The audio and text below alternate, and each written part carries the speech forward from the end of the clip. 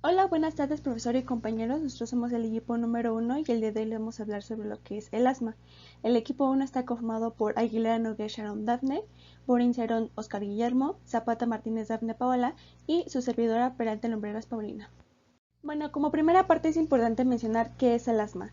Definimos al asma como un trastorno inflamatorio crónico de las vías aéreas que es producido por la inflamación y un estrechamiento de la mucosa en los bronquios, impidiendo lo que es la salida correcta del aire en los pulmones. Este mismo produce lo que son episodios recurrentes de sibilancias, disnea, opresión en el pecho y tos, y particularmente por la noche y o a primera hora de la mañana. Este trastorno crónico afecta tanto a niños como a adultos. Cuando hablamos de lo que es el cuadro clínico, decimos que este está producido por reacciones repetidas de hipersensibilidad inmediata y de fase tardía en el pulmón, que da lugar a lo que es la triada de obstrucción intermitente y reversible de las vías aéreas, dando así una inflamación bronquial crónica con eosinófilos e hipertrofia e hiperreactividad de las células musculares lisas bronquiales. Se piensa que la inflamación produce un aumento de la reactividad de las vías aéreas, es decir, un broncoespasmo, a lo que son diversos estímulos que no producirán efectos adversos de las vías aéreas normales de personas que no son asmáticas. Con broncoespasmo nos referimos a lo que es la tensión de los músculos que recubren las vías respiratorias, es decir, los bronquios, en lo que son los pulmones. Bueno, lo que son las crisis del asma están desencadenadas por lo que es la exposición a un alérgeno al que la persona se ha sensibilizado previamente, pero con frecuencia no se puede identificar un desencadenante. Cabe señalar que ha habido un aumento significativo de la incidencia de asma en el mundo occidental en las últimas 3 décadas. No está totalmente clara la base genética subyacente de lo que son las vías aéreas hiperreactivas, aunque se han hecho avances significativos en lo que es la comprensión de la patogenia y lo que son los desencadenantes ambientales de las crisis del asma. Cuando hablamos de causas, hablamos de la exposición a varios irritantes y a sustancias que desencadenan justamente lo que son alergias, que puede provocar signos y síntomas de asma. Dentro de los desencadenantes del asma varían de una persona a otra y puede incluir lo que son alérgenos aerotransportadores, como puede ser el polen, los ácaros del polvo, la caspa de animales o también lo que son las partículas de residuos de cucarachas, infecciones respiratorias como podría ser un resfriado común, actividad física también, el aire frío, los sulfitos y conservantes añadidos a algunos tipos de alimentos y bebidas, entre ellos incluimos lo que son camarones, frutas deshidratadas, papas procesadas, cerveza y vino, y por último contaminantes del aire e irritantes como podría ser el humo. Cuando hablamos de los síntomas, estos también varían según la persona y es posible que se tenga ataques de asma con poca frecuencia o con una mayor frecuencia, síntomas que solamente se presentan en ciertos momentos, como cuando se hace ejercicio, o también síntomas que se presentan en todo momento. Dentro de estos tenemos la falta de aire, dolor u opresión del pecho, sibilancias al exhalar, problemas para dormir causados por la falta de aliento, tos o sibilancias al respirar, tos y sibilancia al respirar que empeora con un virus respiratorio y en casos más graves la necesidad de un inhalador para poder tener un alivio más rápido. Se considera que aproximadamente un 70% de los casos son extrínsecos o atópicos y que se deben a respuestas inmunitarias contra antígenos ambientales medidas por IgE y linfocitos Th2. Como el asma es una enfermedad heterogénea desencadenada por diversos agentes responsables, no hay ningún esquema de clasificación que es todavía aceptado universalmente. Mientras que por el otro lado, el 30% restante de lo que son los pacientes se considera que el asma es intrínseca o no atópica y esta está desencadenada por estímulos no inmunitarios, como por ejemplo por infecciones pulmonares que son especialmente producidas por lo que son virus, por frío, por tensión psicológica y los irritantes inhalados. Aunque esta distinción es útil desde el punto de vista de fisiopatología, en lo que es la práctica clínica no siempre es posible clasificar el asma. Bueno, ahora vamos a pasar a lo que es la patogenia del asma. Los principales factores etiológicos del asma son la predisposición genética de la hipersensibilidad de tipo 1, la atopía, la inflamación aguda y crónica de las vías aéreas y la hiperreactividad bronquial a diversos estímulos. Bueno, el asma es causado principalmente por una respuesta inmune inapropiada conducida por linfocitos Th2 hacia antígenos o alérgenos del medio ambiente. La inflamación generalmente es de predominio eosinofílico, aunque también participan células T, neutrófilos, células cebadas, entre otras. Un poco más adelante nos vamos a centrar más en esta parte. Cuando hablamos de la forma atópica clásica del asma, lo asociamos con una reacción excesiva de los linfocitos Th2 contra los antígenos ambientales. Las citocinas que producen los linfocitos Th2 explican lo que son la mayoría de las características del asma. Por ejemplo, la IL-4 estimula la producción de IgE, la IL-5 activa a los eosinófilos y por último la IL-13 estimula lo que es la producción del moco. Estas tres citocinas son producidas por los linfocitos Th2. Además, también es importante mencionar que las células epiteliales se van a activar para producir lo que son quimiosinas que favorecen lo que es el reclutamiento de más linfocitos Th2 y eosinófilos, así como también pueden ser otros leucocitos. De esta manera se amplifica lo que es la reacción inflamatoria. Además de que por otra parte, dentro de las respuestas inflamatorias medidas por los linfocitos Th2, el asma también se caracteriza por cambios estructurales dentro de la pared bronquial, denominados remodelado de las vías aéreas. Estos cambios incluyen hipertrofia del músculo liso bronquial y depósito del colágeno subepitelial.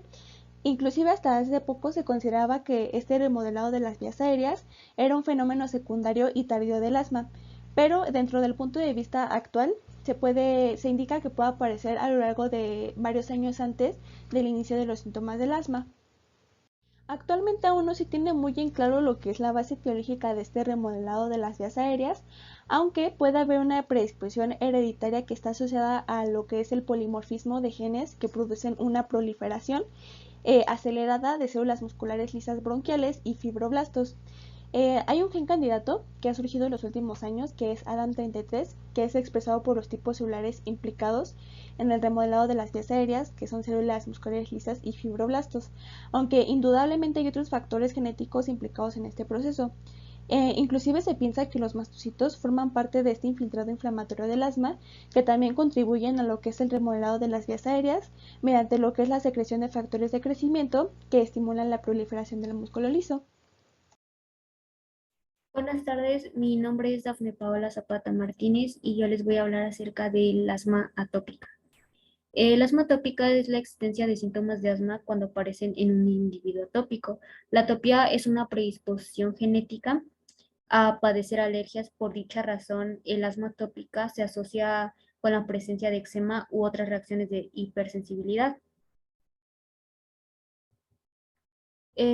Los desencadenantes más comunes del asma atópica son eh, la caspa o el pelaje de las mascotas, ácaros de polvo, ciertos medicamentos, el cambio climático, químicos en el aire o en los alimentos, ejercicio, polen o humo del tabaco o infecciones respiratorias como el resfriado común.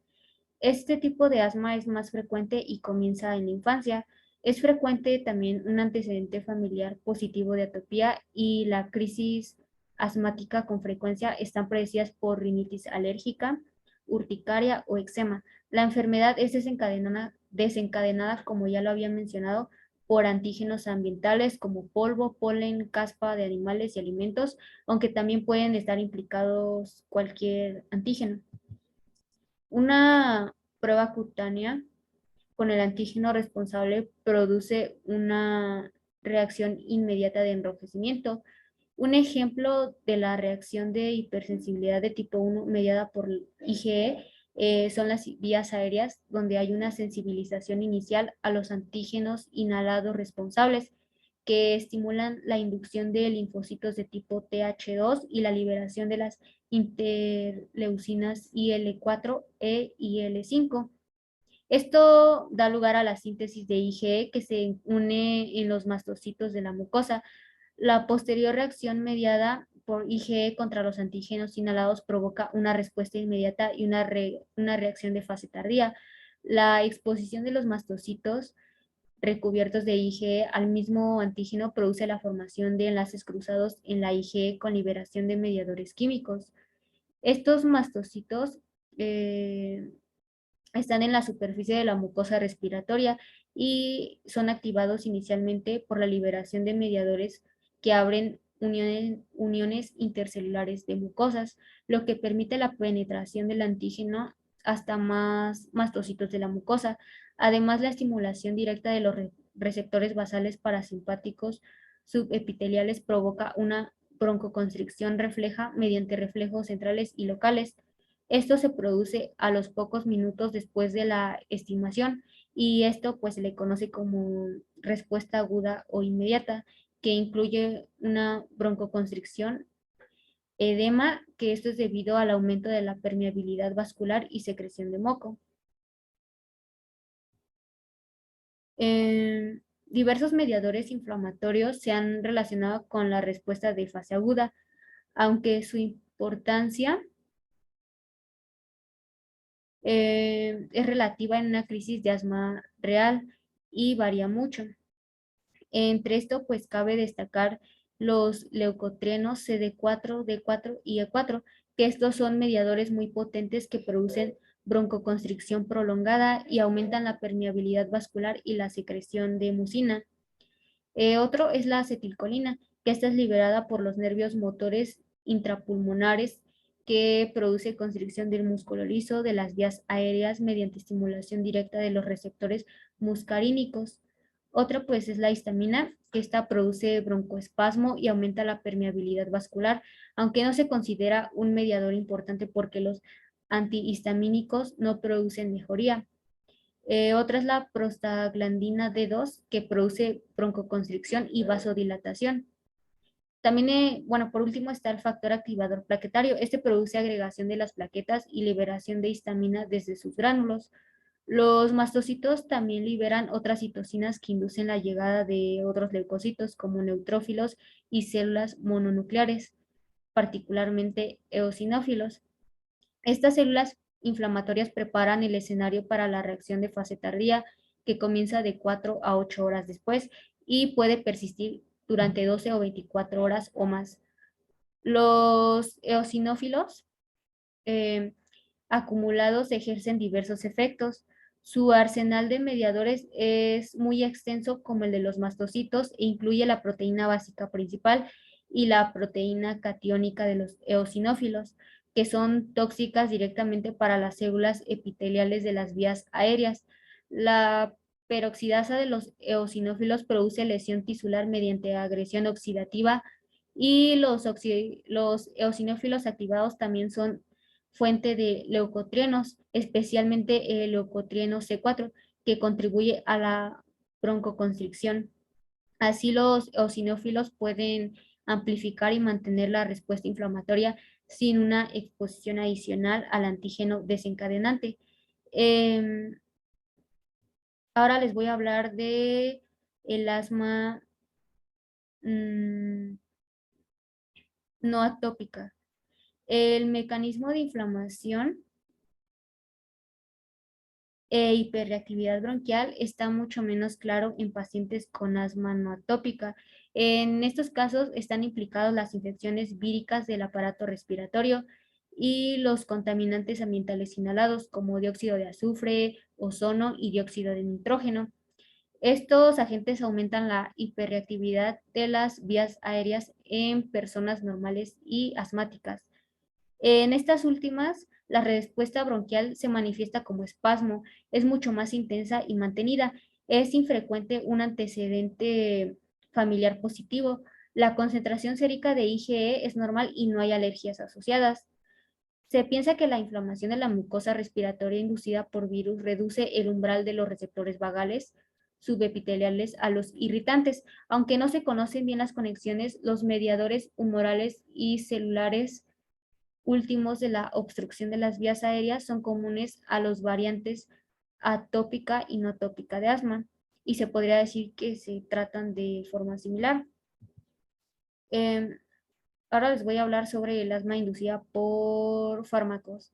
Varios fármacos provocan asma, de los cuales el ácido acetilsalicílico es el ejemplo más característico. Los pacientes con sensibilidad del ácido acetilsalicílico presentan episodios recurrentes de rinitis, pólipos nasales, urticaria y broncoespasmo. Aunque se desconoce el mecanismo preciso, se supone que el ácido acetilsalicílico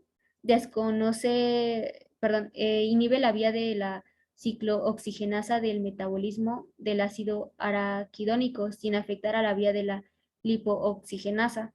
Esto, bueno, va desplazando de esta forma el equilibrio hacia los leucotrienos broncoconstrictores. El asma ocupacional. Esta forma de asma es estimulada por vapores, resinas, epoxi, plástico, polvos orgánicos y químicos como madera, algodón, platino, gases como tolueno y otros productos químicos. Las crisis de asma habitualmente aparecen después de la exposición repetida a los antígenos desencadenantes. Ahora les voy a hablar sobre la morfología. Las alteraciones morfológicas en el asma se han descrito en personas que mueren por crisis graves prolongadas y en piezas de biopsia de mucosa de pacientes sometidos a provocación con alérgenos. En los casos mortales, los pulmones están sobredistendidos debido a la hipersinfulación y puede haber zonas pequeñas de atelectasia.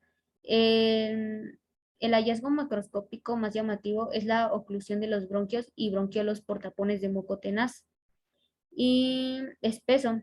Los tapones de moco contienen remolinos de epitelio eh, descamado y también hay numerosos eosinófilos y cristales de Charcot, que estas son acumulaciones de cristaloides formados por proteínas de los eosinófilos.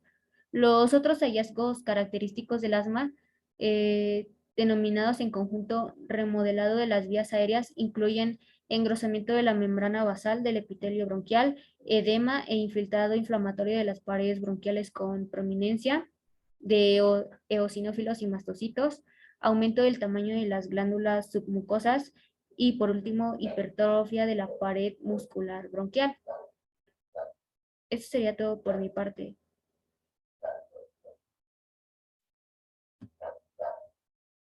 Hola, buen día, profesor, compañeros. Yo soy Oscar Morín y el día de hoy les voy a explicar la interacción que tienen algunas células, citoquinas, para comprender un poco mejor lo que es la fisiopatología del asma. Vamos con las células dendríticas. Estas van a capturar el alérgeno y lo van a presentar a lo que son los linfocitos. Esta acción va a ser estimulada por el humo del cigarrillo u otros adyuvantes. ¿A qué me refiero con adyuvantes? Me refiero a que son sustancias o preparados químicos que cuando están incorporados al antígeno van a hacer más efectiva la respuesta inmune. Al igual, estas células van a estar relacionadas con cuando la presentación en un medio con altas cantidades de interleucina 4 va a favorecer la respuesta de linfocitos Th2 y la posterior producción por linfocitos B de inmunoglobulina E. En la siguiente diapositiva, por favor. Vamos a tener a lo que son los mastocitos y los basófilos. Estas células van a ser muy importantes, ya que en su membrana de estas se va a encontrar el receptor de inmunoglobulina E de alta afinidad, también conocido como FcεR1. Cuando conoce el complejo de inmunoglobulina E alérgeno, va a iniciar lo que es la liberación de, ¿cómo se llama? Mediadores performados como la histamina.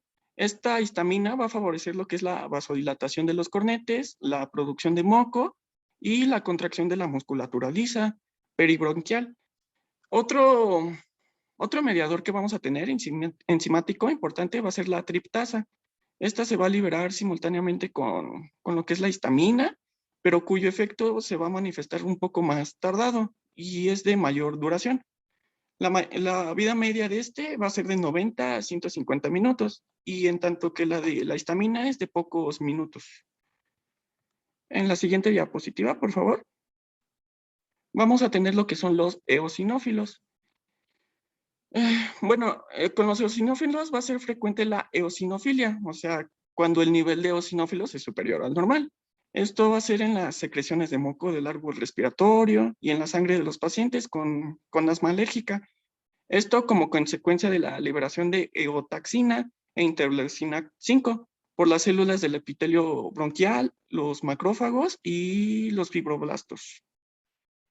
Igual vamos a tener que, cuando estas células lleguen a la lámina basal del epitelio, van a iniciar con su, ¿cómo se llama? Su degranulación y la fase tardía de la inflamación.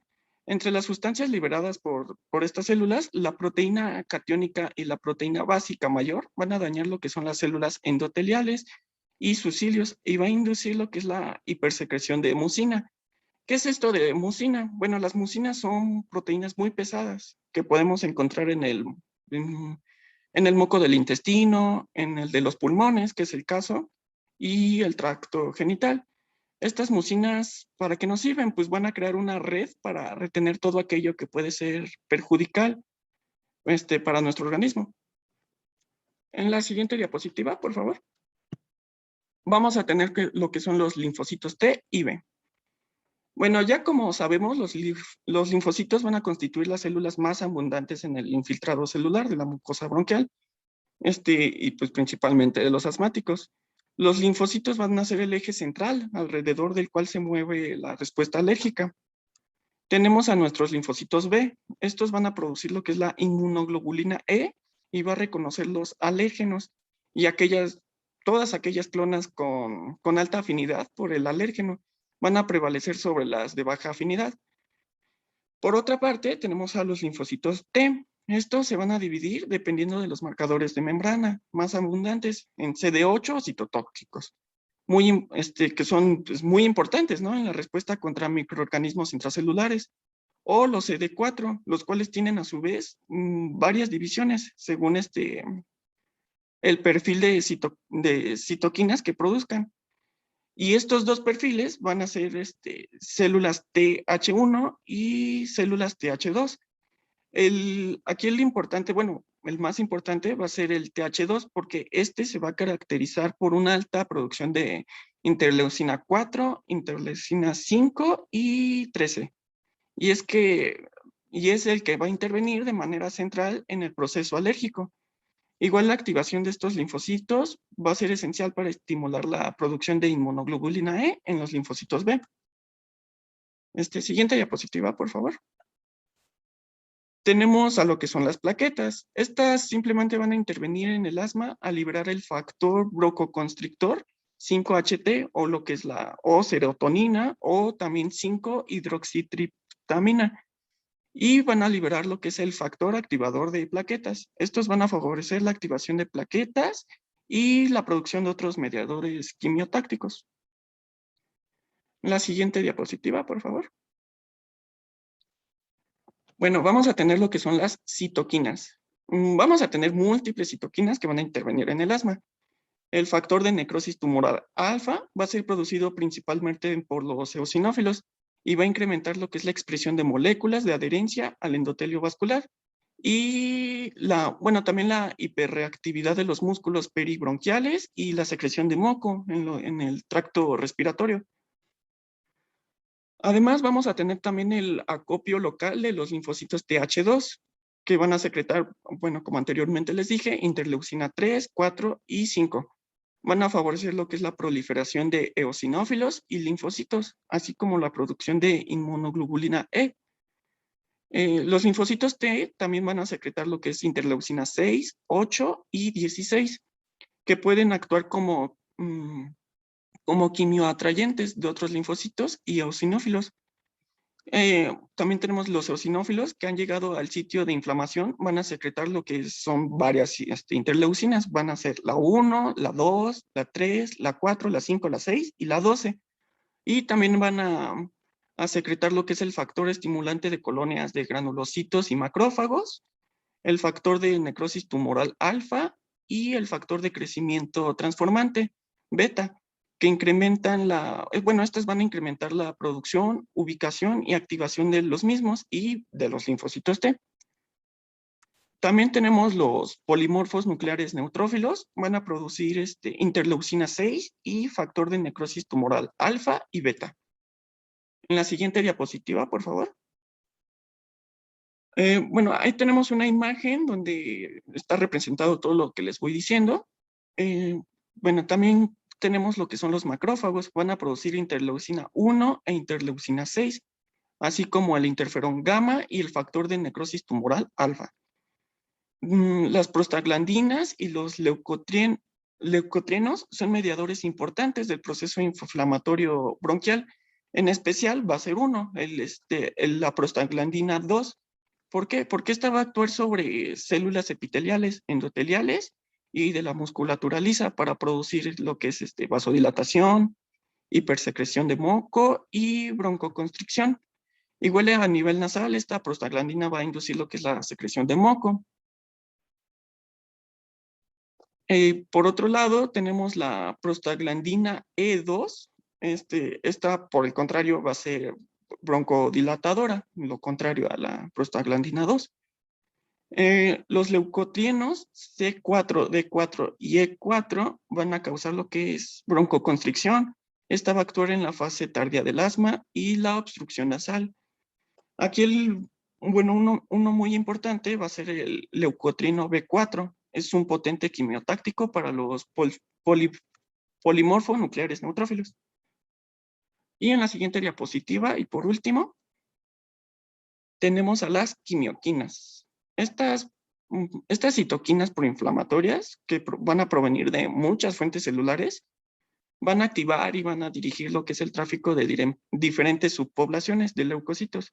Un ejemplo de ellas son las quimioquinas de mastocitos, ¿no? Que producen interleucina 8 o que producen eotaxinas. Estos van a atraer a los eosinófilos y van a perpetuar los procesos inflamatorios. También van a estar involucradas las quimioquinas en la formación de células, vasos sanguíneos y tejidos, además del crecimiento de tumores y en la muerte celular programada. En resumen, las quimioquinas pues cumplen un papel muy importante, ¿no? En la fisiopatología de enfermedades infecciosas, alérgicas e inmunológicas. Hola, buen día compañeros y profesor. Yo soy Sharon Dafne Aguilera Nogués y voy a continuar con la explicación sobre el asma. Vamos a tener que existe el asma que es inducida por fármacos y esto se da ya que varios fármacos provocan el asma y el ejemplo más resonante es el del ácido acetilsalicílico y los pacientes que tienen sensibilidad a este ácido van a presentar episodios recurrentes de rinitis, de pólipos nasales, de urticaria y broncoespasmos. Y como tal aún se desconoce cuál es el mecanismo específico preciso, pero se supone que este ácido inhibe la vía de la ciclooxigenasa del metabolismo del ácido araquidónico, sin afectar así la vía de la lipoxigenasa, lo que hace que se desplace esta forma del equilibrio hacia los leucotrienos broncoconstrictores. También vamos a tener lo que es el asma ocupacional y esta forma de asma es estimulada por los vapores como las resinas, epoxi, plástico, los polvos orgánicos y químicos como la madera, el algodón, el platino y los gases como el tuleno y otros productos químicos. Y las crisis de asma habitualmente aparecen después de que se ha sido expuesto o la exposición repetida a los antígenos que son los que lo desencadenan. Diagnóstico para el asma. Bueno, primeramente vamos a tener que hacer una exploración física, esto para poder descartar otras posibles afecciones, como podría ser una infección respiratoria o una enfermedad pulmonar obstructiva crónica. Para ello necesitamos hacer la exploración física. ¿Y qué va a ser la exploración física? Esta va a ser un conjunto de procedimientos los cuales realizamos al paciente para poder obtener el conjunto de datos o signos que éste está presentando y así poder relacionar los síntomas con el problema que esté presentando. También para el diagnóstico vamos a hacer pruebas que nos ayuden a medir la función pulmonar. Entre estas podemos encontrar la espirometría, la cual va a ser una prueba que nos va a ofrecer estimaciones sobre los estrechamientos que tienen los bronquios al verificar la cantidad de aire que puedes exhalar después de una inhalación que sea profunda, así como la rapidez con la que pueden exhalar. Y también vamos a tener lo que es el flujo respiratorio máximo y pues va a ser un dispositivo simple el cual mide la fuerza con la que se puede exhalar y los valores de flujo respiratorio máximo que son inferiores a los que habitualmente hay son un signo de un posible mal funcionamiento en los pulmones y de que el asma puede estar empeorando. Vamos a tener otras pruebas adicionales que nos pueden ayudar con el diagnóstico del asma y una de esas es la prueba de provocación con metacolina. La metacolina va a ser un desencadenante del asma conocido y cuando se inhala va a hacer que las vías respiratorias se hagan más estrechas. Y si tienes la reacción con la metacolina, es probable que se tenga asma. Y esta prueba tiende a utilizarse incluso si la prueba de la función pulmonar salió como con resultados normales, para ser más específicos y ratificar que sea cierto.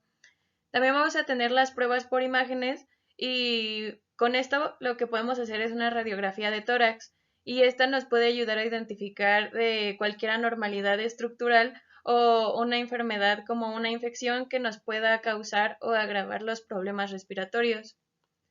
También tenemos las pruebas de alergia, y estas pueden realizarse mediante pruebas en la piel o en la sangre, y con estas vas a saber si eres alérgico a las mascotas, al polvo, al moho, al polen, a diferentes recursos.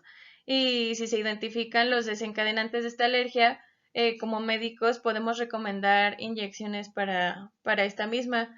También tenemos los análisis de óxido nítrico, y esta prueba va a medir la cantidad de óxido nítrico gaseoso que hay en nuestro aliento.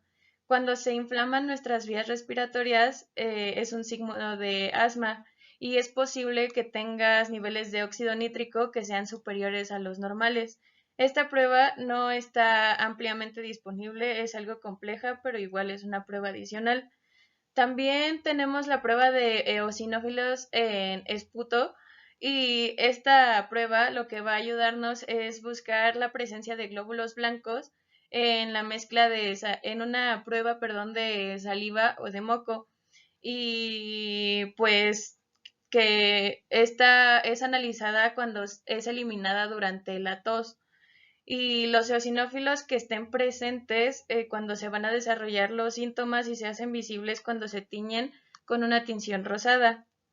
Y también vamos a tener otra prueba, que es el análisis de provocación para el asma inducida por el frío o por los ejercicios. Y en estas pruebas, como médicos, se mide la obstrucción de las vías respiratorias, y luego la persona va a realizar alguna actividad física intensa o inhalar aire frío varias veces para revisar cuál es su reacción. Clasificación del asma. Vamos a poder clasificar el asma dependiendo o tomando en cuenta más bien la frecuencia y la gravedad de los signos y síntomas que tenga el paciente. Y también tendremos que tomar en cuenta los resultados de los exámenes físicos y de las pruebas de diagnóstico. Y determinar la gravedad del asma nos va a ayudar para que elijamos un tratamiento más adecuado para el paciente. Y la gravedad del asma se va a modificar con el paso del tiempo y dependiendo del contexto en el que viva y los hábitos del paciente, con lo cual se va a requerir que hagamos ajustes en los tratamientos. Y como podemos ver en la tablita, vamos a ver que se clasifica de 4 maneras generales. Y la clasificación del asma tenemos, por ejemplo, ahí la intermitente y leve. ¿Y cuáles son los signos o síntomas de esta? Va a ser que tienen síntomas leves que se manifiestan hasta 2 veces por semana y hasta 2 noches por mes. La persistente y leve, y es que los síntomas se van a manifestar más de 2 veces por semana, pero no más de una vez por día. La persistente y moderada son los síntomas que se van a manifestar una vez por día y más de una noche por semana. Y la persistente e intensa son los síntomas que se van a manifestar durante todo el día, todos los días, y que también son frecuentes durante las noches. ¿Cuál va a ser el tratamiento del asma? Bueno, principalmente tenemos que saber que para tratar el asma hay que ser precavidos y tener un control a largo plazo para poder detener los ataques de asma antes de que estos siquiera empiecen. Y pues usualmente para esto consiste en que entendamos y reconozcamos los factores que desencadenan el asma, tomar las medidas que son necesarias para evitarlos, hacer seguimientos de la respiración para poder asegurarnos de que los medicamentos que aún consumimos o le estamos dando a un paciente funcionen y nos ayuden a mantener los síntomas bajo control. Y en caso de un ataque de asma, pues usar un inhalador de alivio rápido. Y pues ya sabemos que los medicamentos van a depender de ciertos factores y de la diversidad de cada paciente, como pues su edad, síntomas, cuáles son los desencadenantes del asma en cierta persona y qué es lo más efectivo para esa persona para poder mantener el asma en control. Y los medicamentos preventivos lo que nos ayudan a hacer es que van a reducir la inflamación de las vías respiratorias que producen estos síntomas, o sea que son broncodilatadores, y van a ayudarnos a abrir las vías que están inflamadas y que restringen la respiración. Y en algunos casos también va a ser necesario que tomemos medicamentos contra una alergia en específico porque puede ser la alergia que desencadena el asma. Y bueno, para control a largo plazo tenemos medicamentos como lo son los corticosteroides inhalados, los cuales pues son mejores que los corticosteroides orales porque dicen que tienen una menor incidencia en problemas con efectos secundarios que sean graves. Y también vamos a tener modificadores de leucotrienos. Estos, pues lo que ayudan es sobre todo a eliminar o a aliviar los síntomas del asma. También vamos a tener inhaladores combinados y pues estos nos van a ayudar haciendo una mezcla de ciertos medicamentos, los cuales usualmente contienen un agonista beta de acción prolongada con un corticoesteroide, el cual nos va a ayudar a facilitar que entre de nuevo el aire y puedan abrirse las vías respiratorias. Y también vamos a tener la teofilina y esta va a ser una píldora diaria la cual nos va a ayudar a mantener abiertas las vías respiratorias, haciendo que se relajen los músculos que las rodean. Y no se usa tan a menudo como otros medicamentos para el asma y requiere análisis de sangre regulares. También para el tratamiento vamos a tener medicamentos que son de alivio rápido, también llamados de rescate, y pues estos van a ser utilizados según sea necesario para el alivio rápido y a corto plazo de los síntomas durante un ataque de asma usualmente. Y estos también pueden usarse antes del ejercicio si un médico lo recomienda. También, bueno, entre estos vamos a encontrar los agonistas beta de acción rápida y pues estos son broncodilatadores, los cuales son inhalatorios y van a ser de alivio rápido. Y estos en cuestión de minutos van a aliviar rápidamente los síntomas durante un ataque de asma. Y los beta-agonistas de corta duración también pueden tomarse con un inhalador portátil, ya sea de mano o con un nebulizador. Una máquina que es la máquina que nos ayuda a convertir los medicamentos en niebla para que estos se puedan inhalar de manera sencilla. También vamos a tener los agentes anticolinérgicos y estos, al igual que otros broncodilatadores, van a actuar rápidamente para poder relajar rápidamente nuestras vías respiratorias, así van a facilitar la respiración. Y estos se usan principalmente para los efisemas y para la bronquitis crónica, pero pueden usarse para tratar el asma también. Y vamos a tener también corticosteroides orales o intravenosos.